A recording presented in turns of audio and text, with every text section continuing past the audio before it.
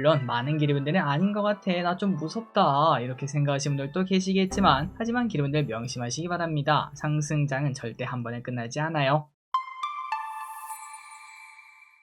네, 안녕하세요. 주식은 역시 기리기리 새기리십니다. 안녕하세요, 기리분들.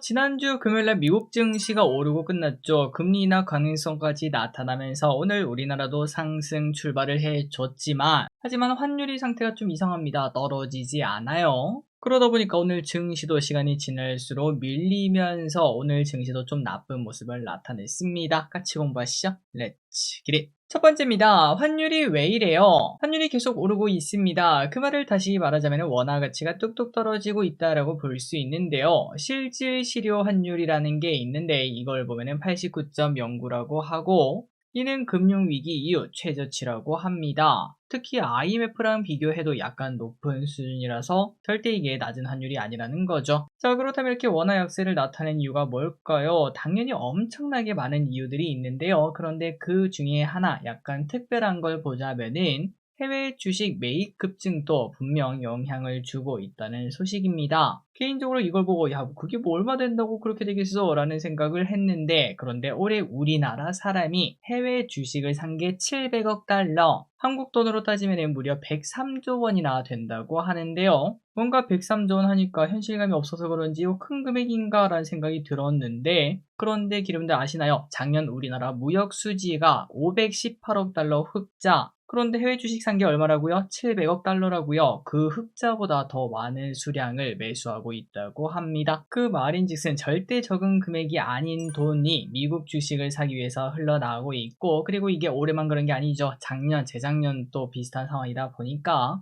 환율이 이렇게 점진적으로 올라가는데 조금은 영향을 주는 모습이라고 하네요. 자, 다만 이 이야기는 그냥 참고만 하시면 될 것 같고요. 아, 우리나라 사람들이 해외 주식을 많이 사는구나, 그리고 그게 환율에 영향을 줄 수도 있구나, 이 정도만 보시면 될 것 같고, 자, 그리고 환율 10년 차트를 보시면은 이렇게 우상향을 하는 모습을 나타내고, 그리고 그 안에서도 밴드를 만들어서 이렇게 고점과 저점을 나타내는 걸 확인할 수 있습니다. 그리고 여러분들이 보시다시피 이제는 고점 근처에 다다라 있고, 지금이 무슨 금융위기 그런 급도 아니다 보니까 슬슬 떨어질 때가 되어 가는구나 라는 걸 느낄 수 있죠. 그리고 아마도 그 트리거는 미국이 만약에 12월에 금리 인하를 한다는 그런 얘기가 확정되고 실제로 금리 인하가 되면은 그때야 이제 환율이 좀 떨어지지 않을까라는 생각을 해봅니다. 그래서 이제 이러한 이유들 때문에 저기리시 맨날 다음 달에 이제 저점 치고 올라간다 이런 얘기를 하지 않겠습니까? 이러한 이유들이 포함이 되어 있습니다.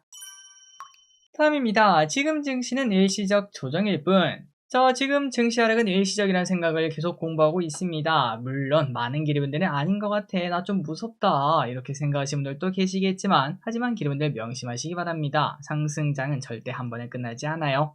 SK증권은 강세장 종료가 아니라 조정이 맞다라고 평가를 했고요. 금리 인하 불확실성 때문에 잠시 흔들리고 있지만 12월 금리 동결이 된다고 하더라도 금리 인하는 내년에 이어질 것이라고 말을 했습니다. 그리고 중요한 건 이겁니다. 이 이야기를 다시 말하자면 12월에 만약에 금리 인하가 진짜로 된다면은 이 조정은 예상보다 빨리 끝날 가능성도 나타날 수 있겠죠. 그래서 지금 저는 이것만 고민하고 있습니다. 지금보다 다음 달보다 다다음 달이 더 좋을 거다, 그렇다면 내 포트폴리오는 괜찮나, 이런 부분을 고민하고 있어요. 다음입니다. 자, 그렇다면 어떤 기업을 사야 될까? 이런 고민이 들지 않겠습니까? 11월 달부터 우리가 조정이 시작되지 않았겠습니까? 그때 많이 하락한 기업 순위를 한번 보도록 하겠습니다. 물론 많이 하락했다고 반등장에서 많이 오른다 이런 의미는 아닌데, 일단 데드캣 바운스 정도를 기대할 수 있고, 그리고 플러스 야, 이거 진짜 좋은 기업이야 그렇게 생각이 드는 기업도 있지 않겠습니까? 그 기업은 분명 매수 기회가 될 수도 있겠습니다.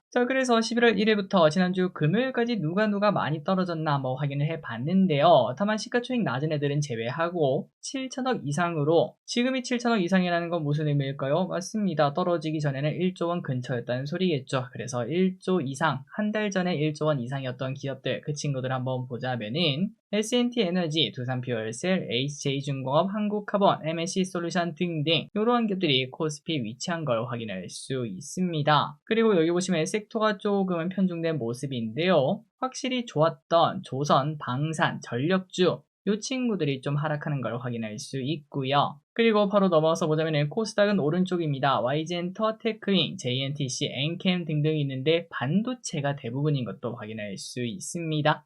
자, 그래서 이 기업들 과연 기업분들이 담을 만한 기업이 있는지 한번 체크를 해보시면 좋을 것 같고, 다만 아까도 말씀드렸다시피 그거 하나는 생각해야 돼요. 떨어지는 거는 떨어지는 이유가 있어요. 그렇기 때문에 단순히 많이 떨어졌다고 이거 매수 그렇게 하는 것보다는 조금 더 꼼꼼한 선별이 필요하겠다, 이런 생각을 해볼 수 있겠습니다. 3초 뒤에 나오도록 할게요.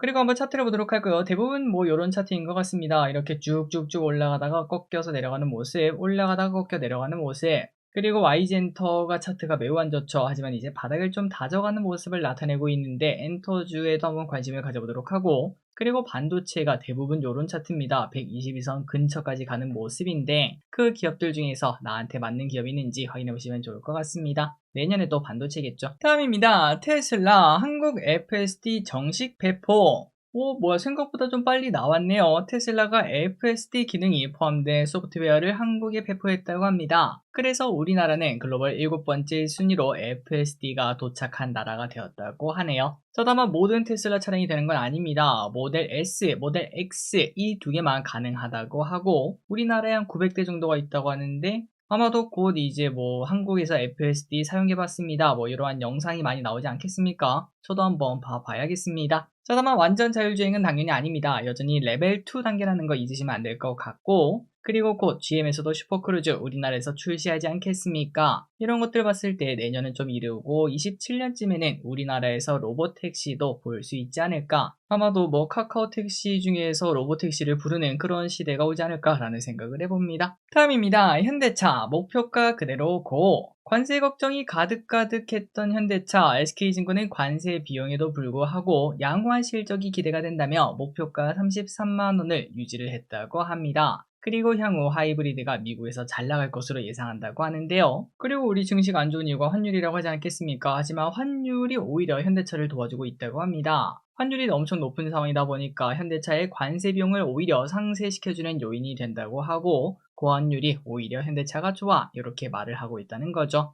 그리고 앞으로 현대차의 실적의 중심에는 하이브리드가 있을 거라고 합니다. 미국에서 현재 하이브리드 열풍이 나타나고 있는데 현대차가 그 부분을 잘 노리고 있다고 하네요.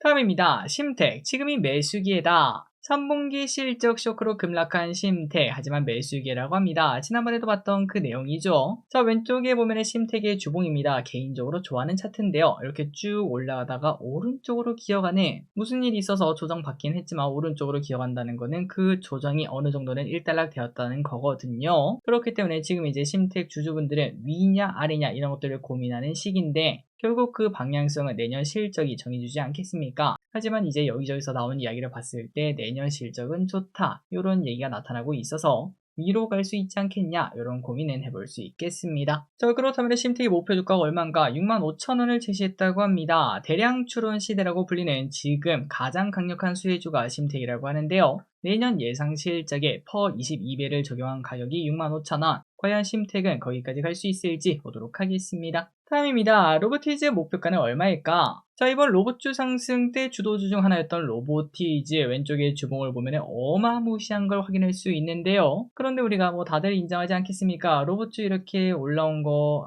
뭐 충분히 그럴 수도 있지만 확실히 비싸긴 하다, 이런 얘기는 다들 하실 것 같은데요. 그러다 보니까 사실 로봇주에는 기관의 리포트가 거의 등장하지 않았습니다. 가치평가가 좀 어렵다라고 볼 수 있겠죠. 하지만 이 와중에 대신증권은 총대를 맺습니다. 목표 주가 27만원을 화끈하게 지르면서 글로벌 산업용 로봇 시장은 2030년까지 연평균 13% 성장한다, 여기에 주목한다고 하네요. 그리고 앞으로 생산 가능 인구가 감소하기 때문에 로봇은 필수적이고 그 수혜를 기대한다고 합니다. 과연 로보티즈 27만원 갈 수 있을까요? 다음입니다. 2차전지는 이제 시작. 지난주에 리튬이 바닥쳤다는 이야기를 봤었는데요. 그런데 과거 2차전지 붐일 때도 고평가를 외쳤던 하나증권 기억나시나요? 그때 이제 2차전지 강성 주주분들에게 막 직접 공격을 당했던 그런 적도 있었는데, 그 하나증권도 리튬 가격 반등 초입이라고 말을 했다고 합니다. 내년 리튬 전망은 범위가 일단 크긴 하지만 키로당 9달러에서 25달러까지 이렇게 열려 있다고 하는데요. 최저가 골드만삭스는 8.9달러, 포스코홀딩스 같은 경우는 15달러, 중국의 감펑 리튬이 지난주에 봤던 내용이죠. 20달러를 외치는 상황이라고 합니다. 참고로 지금 리튬은 1kg에 9달러 내외로 거래가 된다고 해요. 그래서 종합적으로 봤을 때 이제 리튬의 바닥은 지났다. 관련 기업들이 혹시나 조정받으면 매수 기회가 아닐까 이런 얘기를 하고 있습니다. 자, 왼쪽에 에코프로비엠 최근 조정을 받고 있지만 이렇게 차트가 바뀌어가는 게 느껴지고요. 그리고 LG엔솔과 삼성 SDI도 마찬가지 아니겠습니까? 둘 다 주봉인데 올라가고 조정받고 그 다음이 뭘지 한번 고민할 필요가 있겠습니다. 다음입니다. 삼성바이오로직스가 거래를 재개합니다. 자, 삼성바이오로직스가 삼성바이오에피스와의 인적 분할을 했다는 사실 알고 계셨나요? 그래서 지금까지 한 3주 정도 정지가 되어 있었고 오늘 거래가 재개가 되었습니다. 그래서 이제 시장에는 삼성바이오로직스와 삼성에피스홀딩스 이 두 개로 나뉘어서 상장하게 되고요. 둘 다 장 초반 크게 급락하다가 삼성바이오로직스는 다시 상승하는 모습을 나타냈습니다. 다음입니다. 일라이릴리 시가총액 1조 달러 돌파. 미국 제약업체 일라이릴리가 제약업체 최초로 1조 달러를 돌파했다고 합니다. 1,400조 원인가요? 엄청나네요. 올해 들어서 37%나 상승했고 젯바운드 마운자로의 힘이 크다고 합니다. 참고로 지금 펀은 50배 수준입니다. 확실히 이런 걸 봤을 때 바이오나 제약 쪽이 밸류 받기가 참 쉬운 것 같다 이런 생각이 들죠. 그리고 중요한 건 이 금리 인하기는 내년까지 계속 이어질 텐데 금리 인하는 바이오 이런 단어가 있지 않겠습니까? 이 공식이 이어질지 우리나라에서도 체크해 보도록 하겠습니다. 다음입니다. 진짜 마지막으로 믿어본다.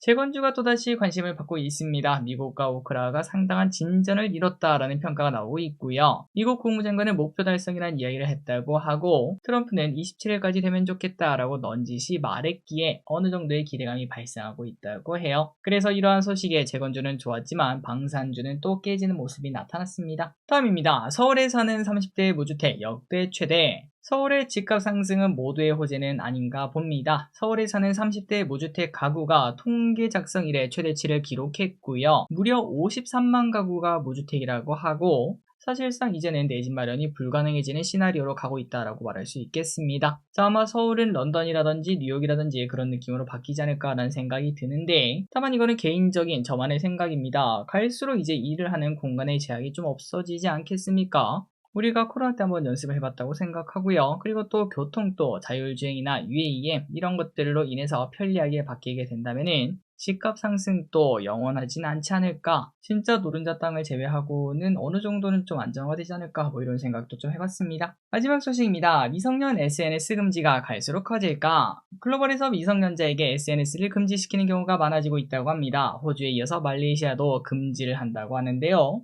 16세 미만 사용자는 할 수 없다고 하며 그 이유는 학생이 어린 나이에 SNS에 노출되면서 사이버 범죄 위험이 커지고 있기 때문이라고 합니다. 사실 우리가 뭐 어렸을 때 이런 말 많이 듣지 않았겠습니까? 나쁜 거나 알아서 잘 배운다. 그런데 SNS가 그 속도를 조금 더 빠르게 만드는 경향이 있지 않나 라는 생각이 드네요. 자, 오늘의 공부 여기까지 끝났습니다. 증시가 안 좋다 보니까 여러분들 기분이 그렇게 좋진 않으실 것 같은데요. 하지만 크리스마스 당장 다음 달 아니겠습니까? 그때 되면 우리 다 웃고 있을 겁니다. 그러니까 너무 힘들어하지 마시고 오늘 저녁 따뜻하게 잘 보내시기 바래요. 지금까지 길이셨습니다. 빠이요.